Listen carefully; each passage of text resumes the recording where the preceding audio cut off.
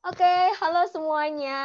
Kita ketemu lagi di salah satu sesi di channel aku. Sudah lama banget aku nggak upload video dan hari ini aku akan mulai mewawancarai salah satu teman aku yang dia mendapatkan salah satu menjadi Fulbright Awardee dalam program FLTA atau Foreign Language Teaching Assistant. Nah, kenalin dulu nih, namanya adalah Mbak Novi. Mbak Novi boleh kenalan langsung nih. By the way, yang jadi Fulbright Awardee gak cuma saya ya. Langsung dibongkar di awal Mbak ya. Farida ini juga salah satu FLTA Awardee Hmm. teman-teman tahun 2020 dan Mbak Farida akan ke Amerika pada tanggal 9 Oh. Januari 2021. Yeay, Yeay. selamat. Tapi Mbak Novi ini kita full ketawa aja ya. Mbak Novi ini akan berangkat lebih dulu ke Amerika. Kebetulan beliau sekitar 3 hari lagi akan ya deport dari Indonesia ke Amerika dan kita Betul. hari ini di sesi ini kita akan nanya-nanya beliau tentang persiapan apa aja sih yang beliau lakukan sebelum berangkat ke US. Memang saya juga bakal berangkat, tapi kita akan baiknya dengar dari seseorang yang mungkin sudah lebih siap dan beda ya insight-nya daripada saya nanti yang ngomong. Kan kita beda tempat. Oh, Ya, oke. Mbak Novi kenalan dulu dong. Oke, boleh teman-teman. Sebelumnya kenalkan, saya Novi Wulandari, biasa dipanggil Novi. Saya dari Jogja. Saya menjadi salah satu grantee untuk program Fulbright Foreign Language Teaching Assistant tahun 2020 bersama Mbak Farida. Dan kebetulan saya dapat penempatan di Arizona State University di Tempe, Arizona. Begitu. Wow. Ya, Arizona State University, tapi nggak boleh Oke, disingkat kalau ya. Mbak Farida boleh kenalan dong. Aduh, kalau Oh ya, saya kalau jadi di malu. singkatannya ASU ya teman-teman. Ya, ASU bacanya ya, jangan yang versi ASU. bahasa Indonesia ya. Oh ya, ASU, tolong ya dicatat ya. ASU, Aduh. oke.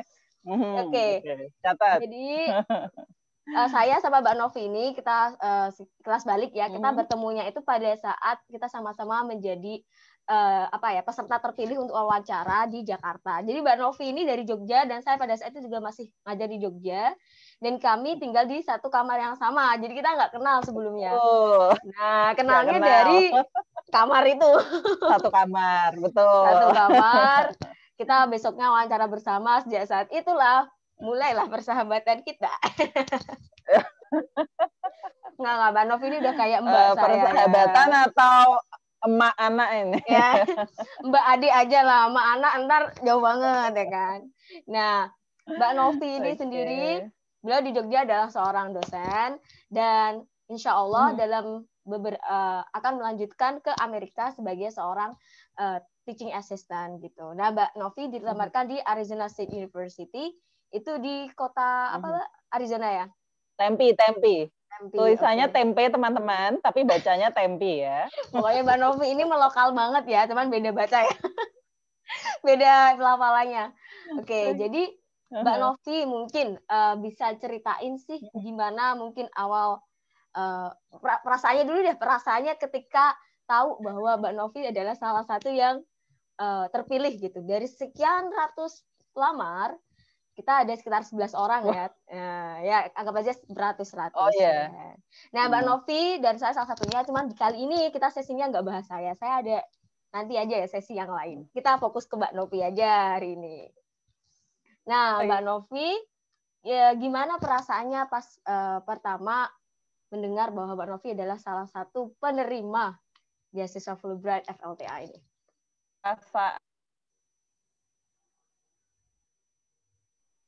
Mbak Farida. Halo, ya Mbak Novi dengar pertanyaan saya? Bisa ya? Oke. Oke. Ya, oke. Jadi kalau ditanya perasaannya gimana, saya rasa Mbak Farida pun juga udah tahu ya. Mungkin berbeda. Tahun ini special edition ya, bisa dibilang Fulbright tahun ini sangat-sangat berbeda dengan Fulbright di tahun-tahun sebelumnya begitu ya. Jadi tahun ini spesial, bahkan pengumumannya juga sangat spesial karena kita nunggunya juga sangat lama, begitu ya, dengan terlalu banyak ups and down. Saya tidak tahu bagaimana mengungkapkan perasaan saya antara ya senang, tapi kemudian lelah juga, begitu ya. Ya overall senang pastinya ya, pastinya senang, bangga itu pasti. Cuma memang karena kita tahu sendiri kemarin kita sudah ngejalani program selama 1 semester dari Indonesia dengan perbedaan zona waktu, dengan apa ya, stay di depan laptop mungkin sehari itu kadang nggak cukup gitu ya. Jadinya saya rasa senang tapi lelah, iya. Iya, senang tapi lelah at once ya, Mbak ya. Lelahnya lelah batin dan lahir ya. Lelah batin, lelah lahir batin. Lelah lahir batin. Ups. Oke. Nah, jadi teman-teman mungkin saya nambahin aja. Jadi sebenarnya kita itu berangkat harusnya dari bulan Agustus ya, Mbak Novi ya. Betul. Karena semua FLTA itu kan mendapatkan jatah 2 semester. Jadi harusnya dari fall semester atau dimulai dari Agustus berakhir sampai Mei tahun depannya. Nah, sayang sekali karena kita special edition tadi yang Mbak Novi bilang, teman-teman mungkin udah tahu ya kan. Jadi kita semua mengajar online dari Indonesia di semester ini dan mulai berangkat di semester depan atau spring semester. Nah, bedanya Mbak Novi ini akan berangkat lebih dulu daripada saya. Kalau saya Januari, tepat beberapa hari sebelum mulai kuliah, kalau Mbak Novi masih punya kesempatan untuk jalan-jalan dan sebagainya, Mbak ya. Jadi gini sih sebenarnya. Oh ya, sebelum saya dan Mbak Farida sebenarnya sudah ada 6 teman kita yang berangkat ke US di state yang berbeda-beda, begitu ya. Kemudian untuk saya sendiri sebenarnya untuk spring semester mulainya sama dengan Mbak Farida ya di Januari. Cuma memang ada permintaan khusus dari supervisor yang meminta saya untuk isolasi mandiri selama 2 minggu. Jadinya itulah salah satu pertimbangan kenapa kemudian saya berangkat Senin besok ini tanggal 21 saya akan berangkat ke Jakarta dulu, begitu ya. Jadi salah satu pertimbangannya itu. Sedangkan kalau mungkin case-nya Mbak Farida nanti diceritakan Mbak Farida. Iya, nanti gitulah ya. Kenapa kok saya harus berangkat Januari dan nggak ngikut Mbak Novi sekarang? Oke, nggak apa-apa. Dan selanjutnya nih, Mbak Novi ceritain dong gimana kayak persiapannya apa aja sih yang udah dilakukan so far, persiapan secara lahir dan mental ya kayak gimana gitu. Apalagi FYI ini Mbak Novi ini kan sudah berkeluarga ya, pasti saya pikir ya something-nya lebih bebannya lebih berat gitu daripada kami yang masih single yo gitu kan. Iya, kalau gimana ya, dari awal saya daftar program ini, dari awal banget saya apply program ini itu intinya saya sudah minta izin ke suami, kemudian ke keluarga gitu, dan mereka fine-fine aja, ya sudah saya lanjut begitu ya. Kalau untuk persiapannya, jujur saja sekarang ini yang paling bikin saya deg-degan itu adalah swab. Malah nah ini juga spesial ya. Ya, special edition lagi ya. Jadi untuk FLTA atau Fulbright grantee dari Indonesia yang berangkat tahun ini, itu ada persyaratan kita harus mengambil swab test, tidak hanya rapid test ya, tapi swab test. Dan itu benar-benar paling bikin saya deg-degan setengah mati kemarin ya, karena gimana kalau positif, tiketnya udah ada, visanya udah ada, gitu-gitu ya, feelingnya campur-campur kayak gitu. Di US juga udah siap apartemennya ya Mbak ya? Maksudnya sudah siap ya. Ya makanya jadi kan deg-degan ya kalau sampai ada something wrong. Iya betul. Itu aja sih yang bikin deg-degan. Kalau persiapan lain, ini juga karena kemarin kita sudah 1 semester ngajar dari Indonesia, kita udah kenal banyak orang gitu ya. Jadi kayak lebih banyak mikir oleh-oleh daripada personal staff kita gitu ya. True banget ya. Jadinya kayak ngerasa kurang gitu ya Mbak ya. Betul. Jadi kayak udah beli, aduh kok kayaknya masih kurang ya. Udah beli kok kayak masih kurang terus tiap hari. Iya itu bener-bener. Gitu. Makin banyak kenalan, makin banyak beban yang harus dibawa. Ya, betul gitu kan. Kayak Mbak Iya. Farida ini ngefans kan sama salah satu orang di Oh Arizona. my God. Akhirnya dia nitip sesuatu gitu ya. Nah, itu yang nitip-nitip itu banyak gitu Kaya ya. banget ya. Ups, itu bukan ngefans ya. Aduh, gimana ya? Bukan ngefans. Enggak, saya kenal salah satu dari mahasiswanya Mbak Novi karena kemarin perlu untuk mengadakan sebuah wawancara kayak gitu sih sebenarnya. Ya, begitulah ya, Mbak ya. Jadi ucapan terima kasih gitu kan. Oke. Oke. Nah, terus kalau Itu sih. persiapan mentalnya sendiri kayak lebih detailnya gimana, Mbak?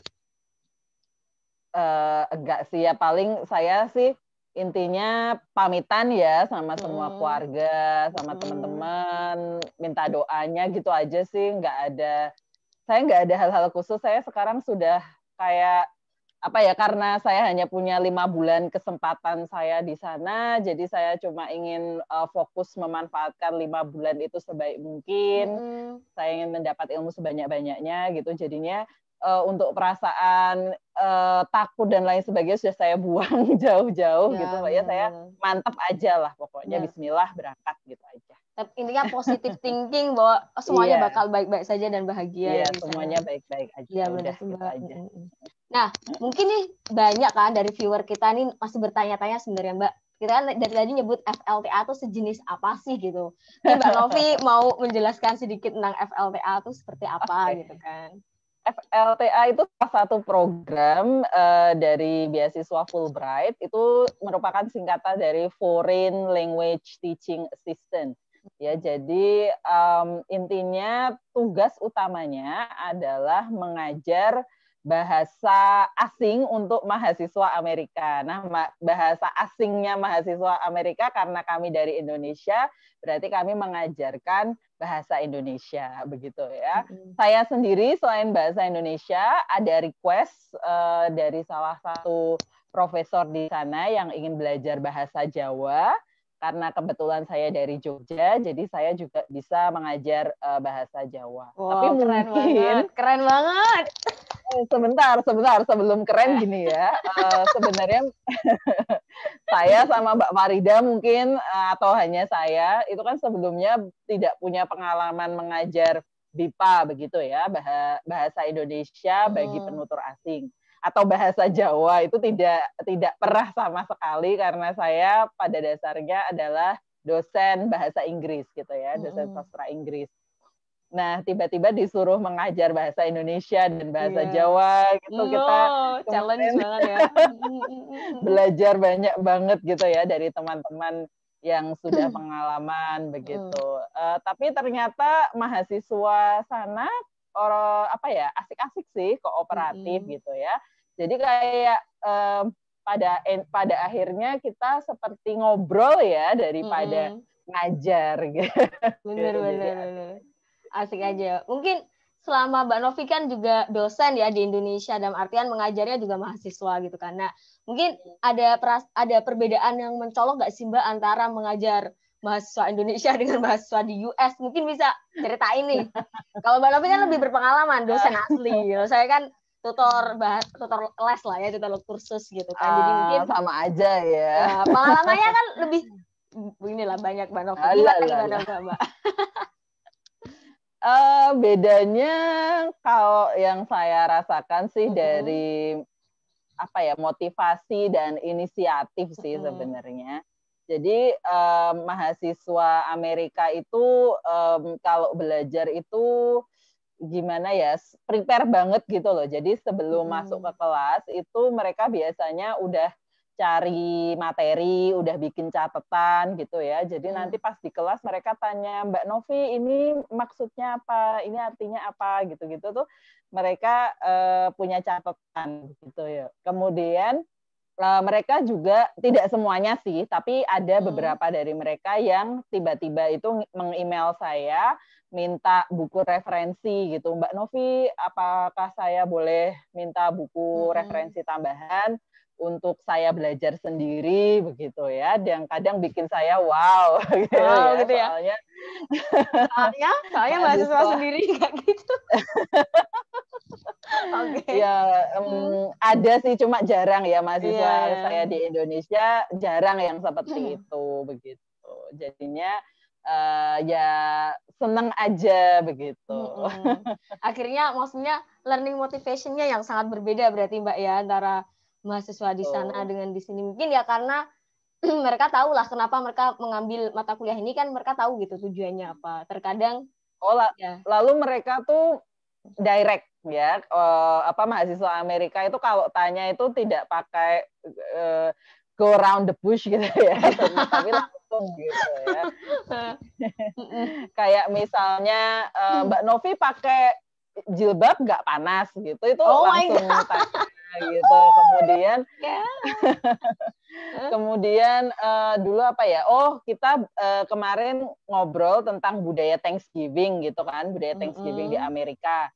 Kemudian mereka tanya kalau di Indonesia ada nggak budaya semacam itu. Saya bilang kalau di Indonesia itu kalau pas Idul Fitri atau pas Lebaran itu kita maaf-maafan. Mereka tanya, loh, kalau kita nggak punya salah, kenapa kita harus minta maaf? Mereka tanya seperti gitu ya.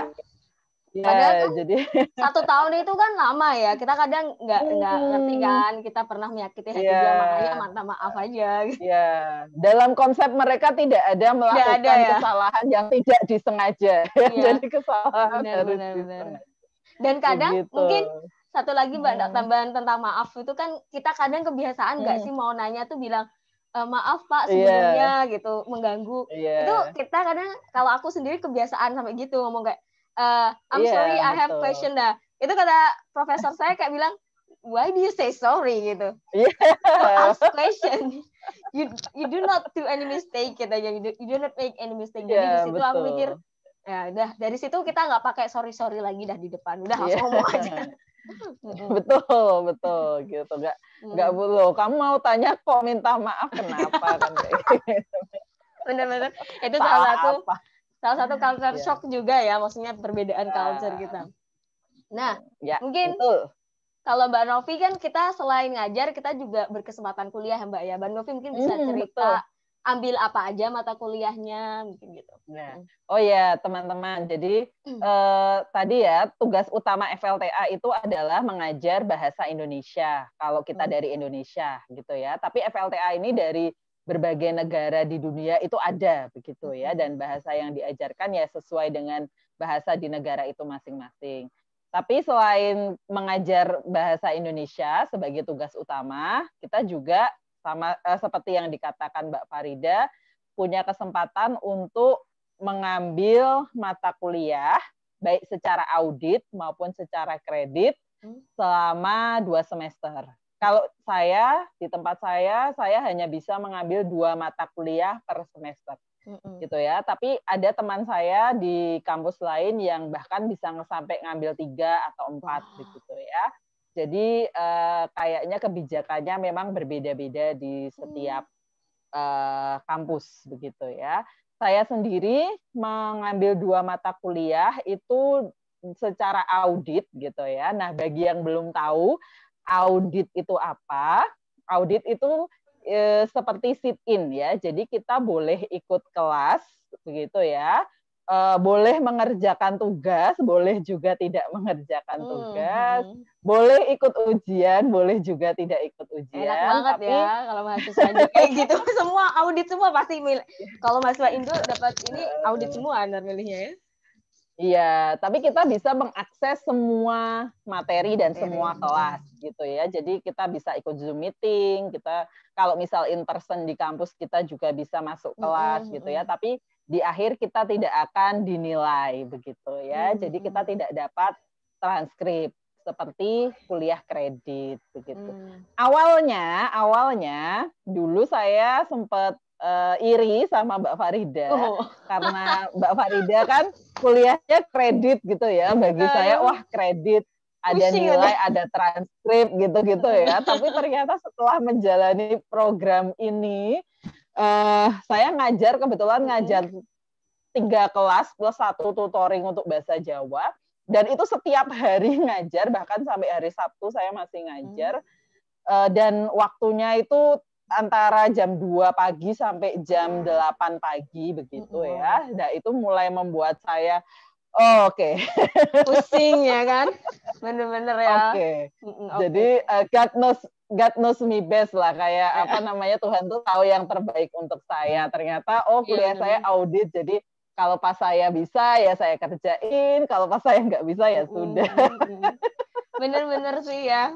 Mungkin ya itu ya, karena Tuhan tahu beban kita ya. Kalau aku kan kelasnya cuma 1 ya, jadi dibebanin kredit. Jadi akhirnya saya harus bener-bener fokus kuliah juga, maksudnya diuber-uber sama profesor. Betul. Ya, kalau Mbak Farida ngajarnya hanya 1 kelas ya untuk bahasa Indonesia ya? Iya, 1 kelas aja. Nah, ya Gak usah jadi tanya jumlah murid teman-teman, ya. jadi bedanya FLTA ini sebenarnya di setiap kampus itu mahasiswanya beda-beda ya. Jadi ada yang mahasiswanya banyak, ada yang mahasiswanya sedikit, ada yang hanya 1 level, ada yang teman kita di Georgia itu bahkan 3 level begitu ya. Dan apa namanya, sehari bisa ngajar berkali-kali gitu, dan materinya juga prepare-nya lebih banyak gitu ya. Jadinya ketika kelasnya banyak, mahasiswanya banyak, kayaknya kita nggak akan punya banyak waktu untuk bisa mengikuti kuliah dengan baik begitu ya. Tapi kalau kelasnya sedikit, kuliahnya bisa maksimal seperti Mbak Farida itu. Karena Dapat gimana nggak maksimal keren ya? banget. A+, Ben, keren banget. Belum. Nanti kita lihat transkripnya ya, apakah ada something change ya. Nah, oh iya, tadi untuk mata kuliahnya ya, mata yang kuliahnya saya apa ambil, aja? Baru mau nanya, Mbak. Semester ini saya kemarin ngambil Introduction to Ethnic Studies in United States. Jadi mata kuliah American Studies itu menjadi salah satu mata kuliah wajib yang harus kita ambil hanya 1 kali dalam 2 semester, hanya 1 kali saja. Jadi kalau kemarin fall semester sudah ambil, spring besok tidak perlu mengambil American Studies lagi. Sama satu lagi yang wajib tuh teaching methodologies ya Mbak ya? Iya, kalau nggak salah. Teaching methodology ya. Nah, baru apa Mbak? Enggak, aku yang teaching methodology itu baru ngambil besok ini Mbak Spring. Tapi aku nggak tahu loh kalau teaching methodology itu wajib. Tapi kebetulan aku ngambil teaching methodology. Enggak apa-apa. Ya, tahu saya wajib American Studies wajib sekali, teaching methodology wajib sekali. Seingat saya seperti itu. Berarti untuk selain teaching itu bebas methodology, ya Mbak ya? Ya, selain itu bebas. Semester ini saya juga sudah ngambil sebenarnya mata kuliah baru, judulnya Teaching Online, Bringing Theory to Practice. Nah, itu sangat sesuai dengan kondisi pembelajaran daring saat ini. Jadi itu yang banyak kita pelajari tentang LMS, tentang psychological condition para siswa dan dosen ketika melakukan perkuliahan daring begitu ya. Jadi ketika kita melakukan perkuliahan daring, pastikan semua materi itu aksesibel, bisa diakses oleh semua mahasiswa dengan segala keterbatasannya seperti itu. Jadi itu yang banyak kita pelajari di kelas itu. Nah, untuk semester spring saya juga sudah menghubungi dosennya yang mengizinkan saya untuk sit in. Yang pertama itu masih seputar teaching methodology karena saya sedang menikmati belajar itu. Jadi saya ngambil language teaching methodology, sama satunya karena saya suka Korea seperti Mbak Farida. Annyeonghaseyo nih. Saya ngambil saya mengambil Korean Culture and Society. Iya, wah keren banget. Totalitas banget ini. Kalau bukan Oni apa? Ajuma. Jangan dong, masa Ajuma teman. Aku Dongseng, kan adik kan, Dongseng. Oh iya, Dongseng, oke. Iya, Dongseng. Mbak Novi baru Oni aku. Uri Oni. Ini semangat. Pasti kita tuh. Kita berubah jadi Korea ya. Korean session. Nah, mungkin yang terakhir nih, mungkin Mbak Novi ada yang apa ya, mungkin bisa disampaikan ke para viewer kita ini tentang bagi mungkin mereka banyak yang tertarik untuk apply FLTA ini, atau mungkin mereka tertarik dengan studi di Amerika, mungkin Mbak Novi bisa kasih apa ya kasarannya, mungkin kayak tips atau motivasi sejenis itulah ya. Jujur saja ya, sejujurnya kalau saya pribadi, saya nggak tahu kalau Mbak Farida, kalau saya pribadi itu untuk proses kok saya akhirnya bisa lolos saja itu saya nggak ngerti gitu. Jadi kayak kita kan nggak pernah dikasih tahu ya kenapa kita lolos gitu. Kita cuma disuruh ngumpulin gitu kan. Tiba-tiba ada pengumuman seperti itu. Jadi kayak kriterianya apa saya jujur saja tidak tahu. Tapi mungkin kalau untuk persyaratan awal itu setahu saya kemarin yang jelas nilai TOEFL ya, biasanya nilai TOEFL-nya minimal 550 mungkin ya. Nanti kalau IBT biasanya dari pihak penyelenggara yang akan membiayai IBT kita. Jadi yang pertama ITP atau IELTS gitu ya. Minimal 550 ya Mbak ya kalau nggak salah ya. Ya, yang minimal ITP ya. Benar.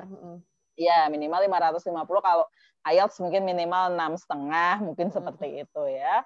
Kemudian tesnya itu banyakkan esai ya, banyakkan esai dan wawancara. Nah, wawancaranya pun waktu itu saya juga kurang tahu bagaimana menjawabnya. Jadi kayak apa yang ditanya ya itu yang saya jawab, saya tidak ada persiapan khusus gitu ya.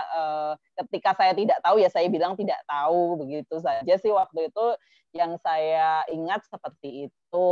Kemudian apalagi ya, karena mungkin mengajar bahasa Indonesia, kalau punya pengalaman mengajar bahasa Indonesia itu mungkin akan jadi nilai plus gitu ya. Tapi saya pribadi pun tidak punya pengalaman mengajar BIPA secara formal. Dulu hanya mengajar bahasa Indonesia secara informal dan itu mungkin hanya 1 tahun saja begitu ya. Tapi saya sudah punya pengalaman mengajar bahasa Inggris itu lumayan lama. Begitu sih. Kira-kira seperti itu. Kalau untuk tips dan trik beneran jujur saja tahu ya. Saya ini sampai sekarang tuh tidak tahu kenapa kok saya lolos itu, benar-benar saya tidak tahu. Saya hanya mengikuti prosedur ketika pengumuman saya disuruh ngumpulin esai ya saya kumpulin, kemudian saya disuruh wawancara, saya disuruh apa gitu aja ya Mbak ya selama. Bener. Ya pokoknya nurut sesuai dengan stepnya aja, terus tiba-tiba ketahuan lolos gitu ya. Ya, pokoknya pede aja. Kemudian, saya ingat gini, waktu nulis itu kayak karena ini cultural exchange ya, jadi kita boleh ya berbangga diri dengan negara kita gitu ya, tetapi juga kira-kira aspek yang sekiranya akan Anda bawa ke Amerika atau apa yang akan Anda pelajari dari Amerika itu juga mungkin menjadi salah satu poin yang bisa Anda masukkan ke dalam esai. Bener banget sih. Dan mungkin sedikit aja aku nambahin, tadi ya semua Mbak Novi katakan tuh bener banget. Jadi kita semuanya juga belum tahu sebenarnya exactly apa yang membawa kita sampai di step sejauh ini. Tapi satu hal ini kadang teman-teman banyak banget Mbak sebenarnya tertarik sama program ini. Cuman hanya saja ketika teman-teman apply via Fulbright, itu teman-teman harus lulusan bahasa Inggris atau bahasa Indonesia, ya nggak Mbak? Ya, S1-nya berarti bisa pendidikan bahasa Indonesia, pendidikan bahasa Inggris, atau mungkin sastra Inggris kayak gitu. Sedangkan karena banyak banget yang mau kan, yang bukan jurusan itu, jadi kalau di Fulbright kayaknya nggak bisa Mbak ya. Tapi kalau mungkin di pengajaran BIPA di negara lain kayaknya bisa aja ya Mbak Novi ya. Kayak mungkin ke Australia atau apa kayaknya. Tapi ini ada bocoran, ada usia. Nah, gimana Mbak? Gimana? Ada bocoran sedikit ya. Saya kasih bocoran sedikit. Iya. Kenapa sedikit? Ini kata supervisor saya sebenarnya ya.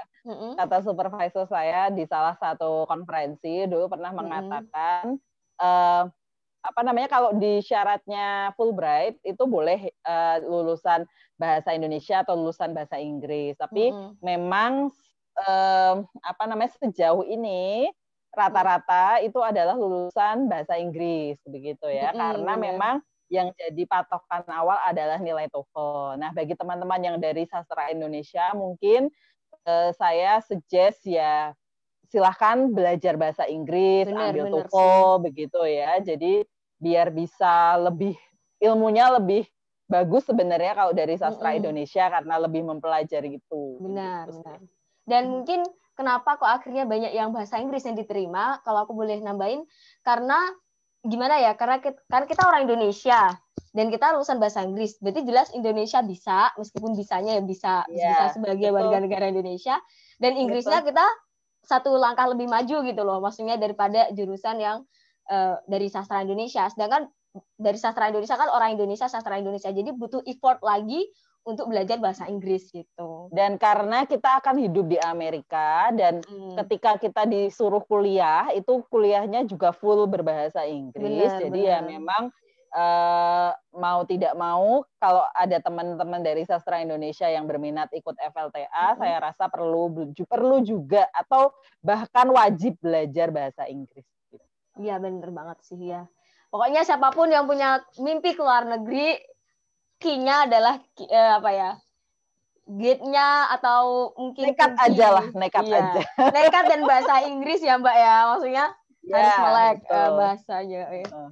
Oke, bahasa, pokoknya bahasanya. Iya, luar biasa banget. Mungkin ada terakhir kalimat yang mau disampaikan? Apa ya? Ya kejarlah mimpimu sedapatnya pokoknya. Sebanyak mungkin ya, selama pagi masih muda. Pokoknya gimana pun caranya, kalau itu udah mimpimu ya kejar sampai dapat. Kalau saya gitu. Iya, benar, Pak. Oh, Bu dosen impian banget, ini Bu dosen favorit banget ya. Saya termasuk yang paling tua di antara teman-teman mungkin ya. Ada sebenarnya yang lebih tua, Mbak. Ada yang lebih tua ya. Oke, lanjut. Ya, jadi apa namanya? Tapi karena Amerika itu menjadi salah satu negara impian saya untuk saya kunjungi, tapi dengan keterbatasan saya di sini, saya juga realistis tidak akan bisa ke sana tanpa adanya apa namanya beasiswa begitu ya. Bener tapi banget. Saya kejar dan alhamdulillah inilah jawaban dari doa-doa saya. Wow, luar biasa banget. Ya. Jadi jangan lupa doa, ikhtiar dan juga tawakal ya, Mbak ya.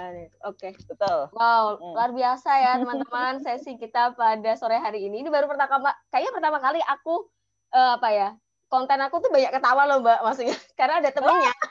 Kalau biasanya kan ngomong sendiri kan serius ya, jadi kayak banyak gak seriusnya. Aduh, gitu. Saya gak bisa serius, guys. Gak apa-apa, seneng banget.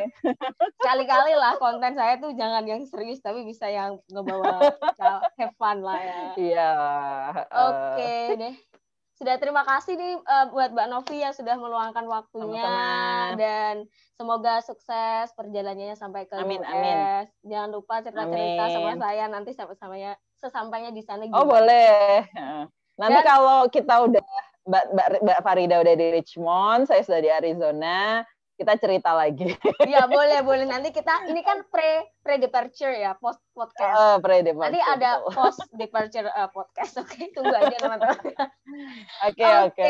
Terima kasih banyak semuanya, dan semoga dari sharing kita sore ini bisa bermanfaat, dan tetap semangat. Iya, terima kasih semuanya. Terima kasih Mbak Novi. Bye-bye everyone. Assalamualaikum warahmatullahi wabarakatuh. Waalaikumsalam warahmatullahi wabarakatuh.